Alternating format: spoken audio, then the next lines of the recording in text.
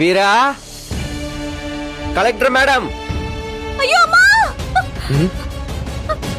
ஏய், என்னாச்சு? ஏய், என்னாச்சு?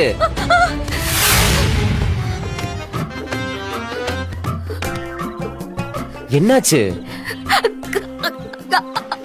அங்க கருப்பாம்பூச்சி.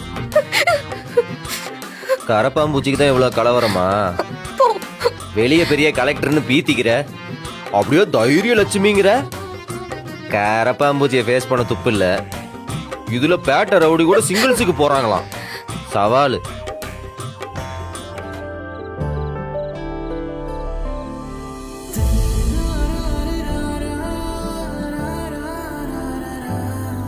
போதும், இடுப்பு வலிக்குது, கொஞ்சம் இறங்கிறீங்களா?